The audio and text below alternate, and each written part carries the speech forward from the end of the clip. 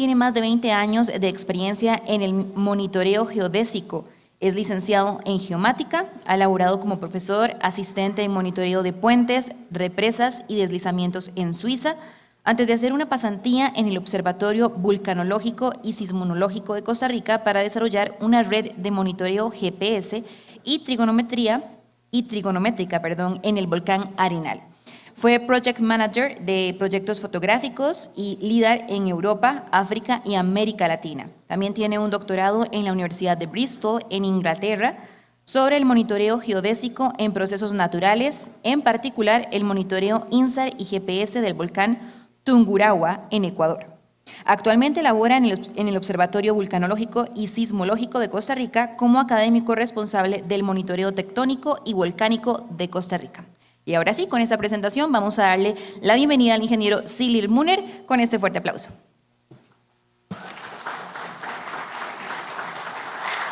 Muchas gracias. Sí, se me escucha. Sí, perfecto. Bueno, entonces regresamos al presencial con otro acento. Pasamos del argentino a un costarricense suizo para presentarle sobre el deslizamiento del volcán Irazú que ocurrió. Entonces vimos que nuestro país en Costa Rica mueve bastante. Hablamos de movimiento de centímetros por años y aquí vamos a ver la transición de centímetros a años a metro por segundos. A ver si funciona. Sí, eso es, bueno, el deslizamiento del volcán Irazú. Vamos a ver, esta parte se desliñó en 2015. Aquí al fondo se ve el volcán, el cráter del volcán Irazú que estaba activo entre 1963 y 65. Y toda esta zona que vemos aquí, vamos a ver hasta dónde podemos acercar, toda esta zona en naranjal se desliñó en 2014.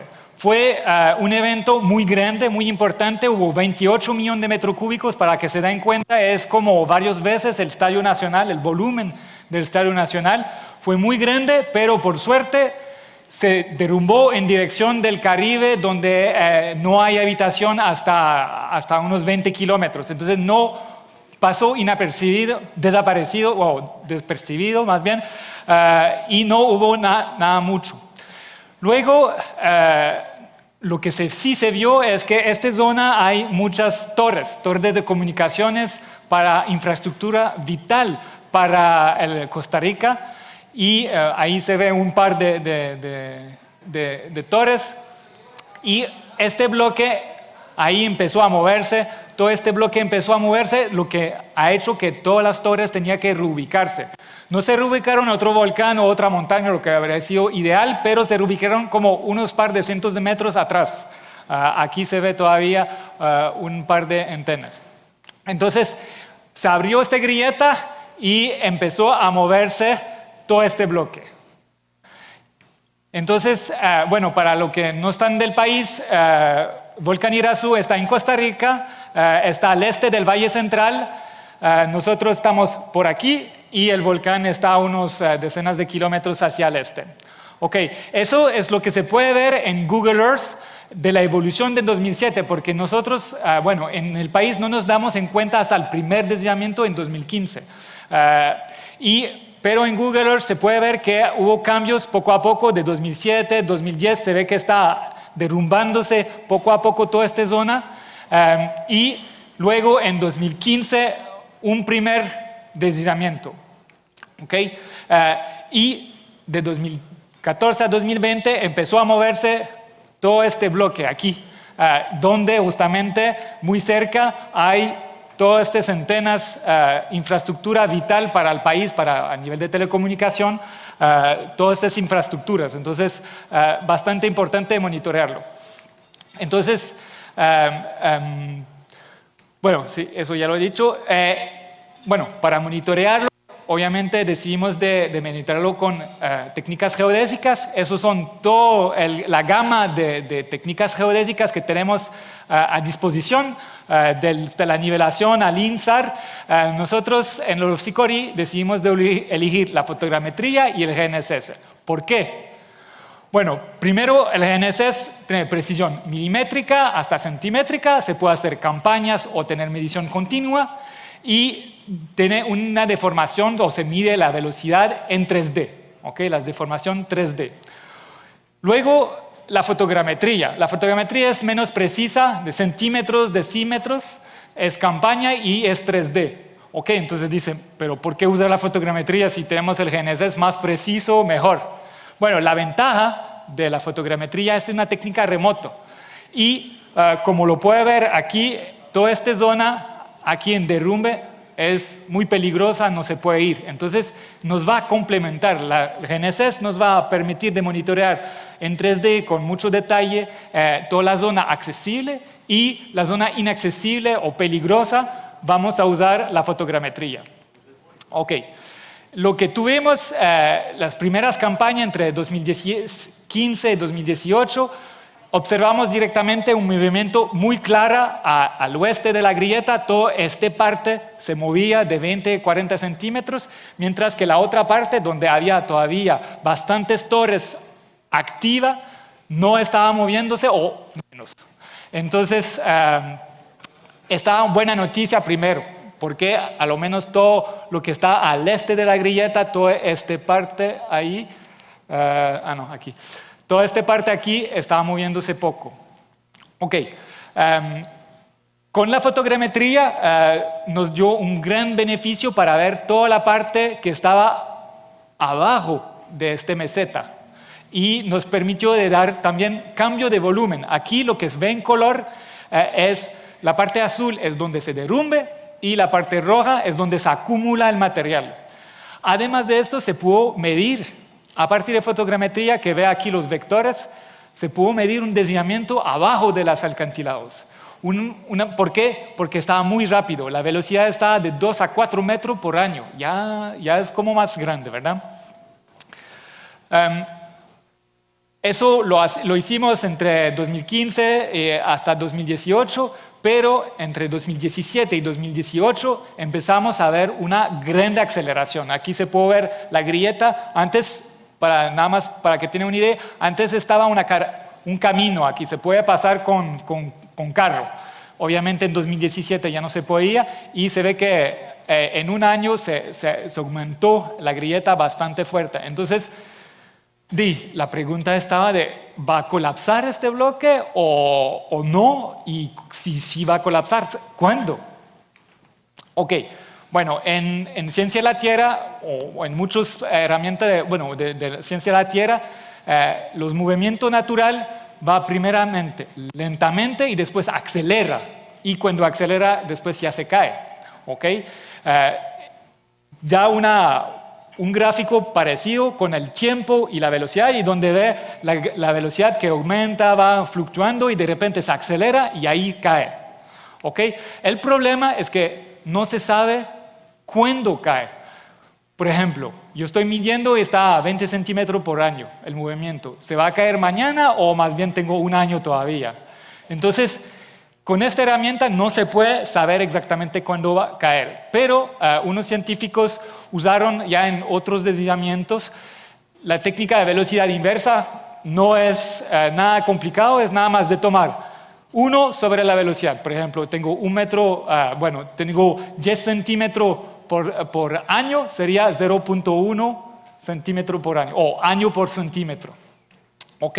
Entonces es tomar la velocidad inversa, y la velocidad inversa va a disminuir, va a estar a dirección del 0 cuando la velocidad va a acelerar. Es como al revés, ¿verdad?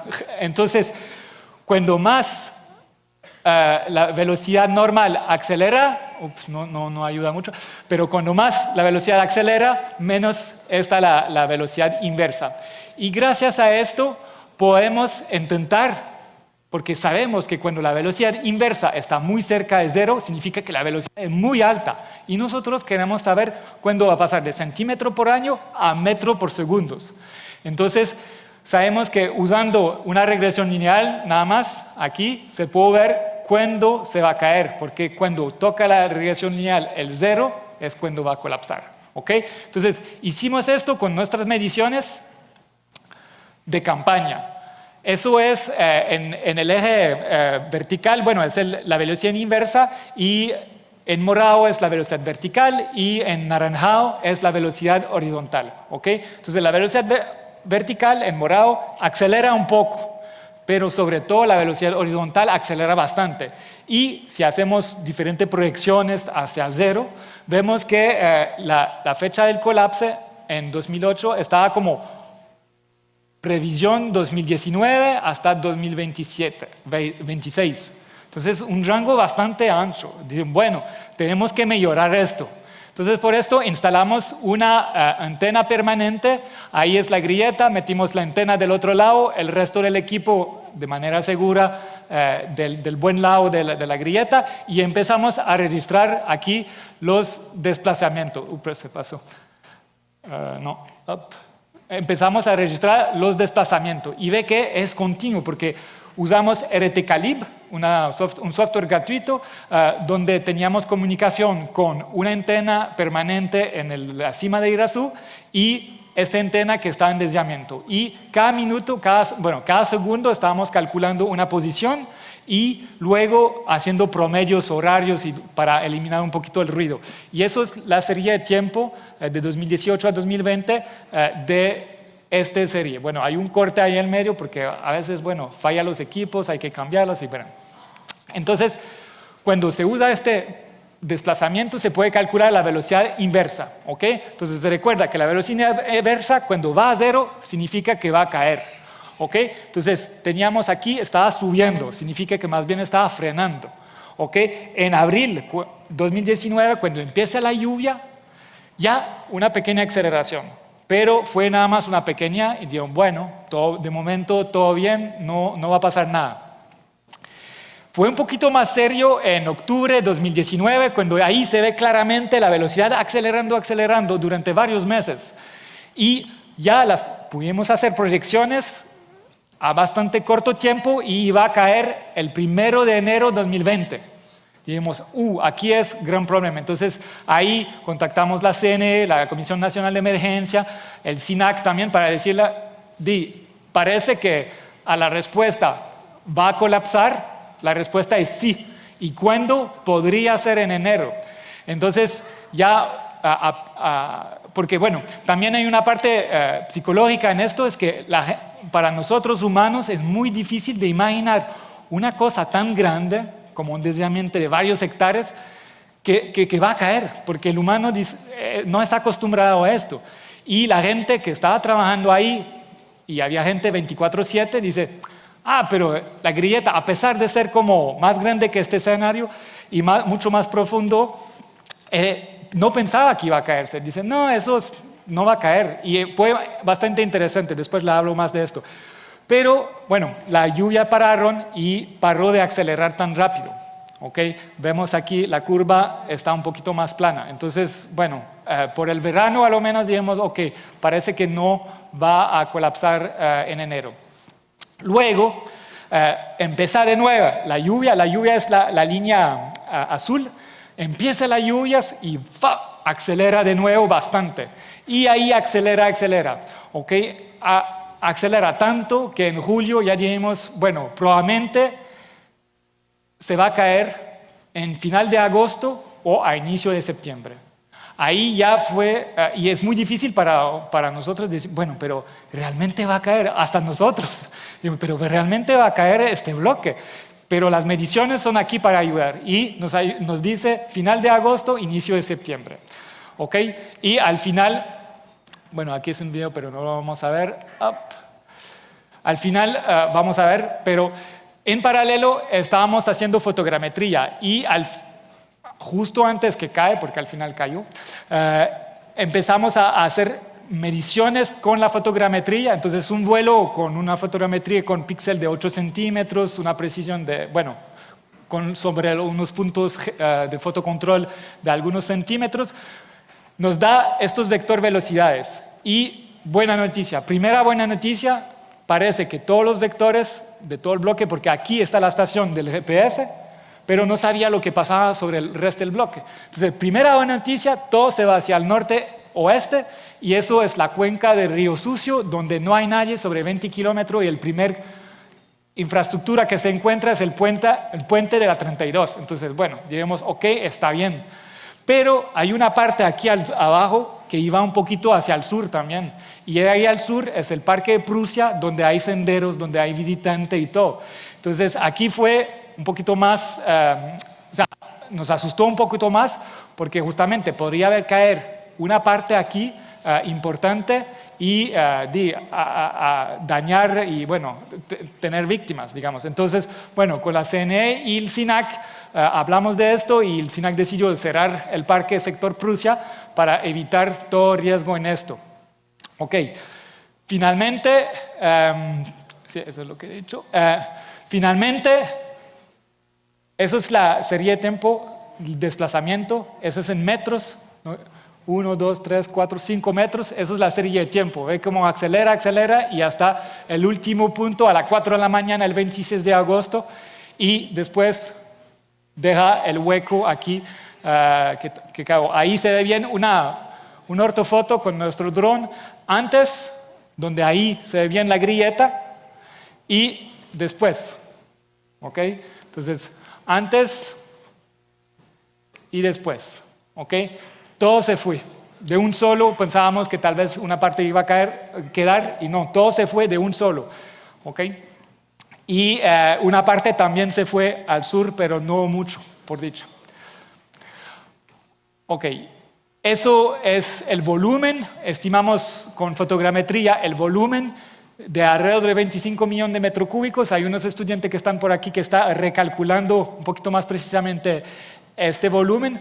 Hay diferencia aquí, esta parte, hasta 300 metros de altura, o sea, 3 veces la torre más grande de San José aquí.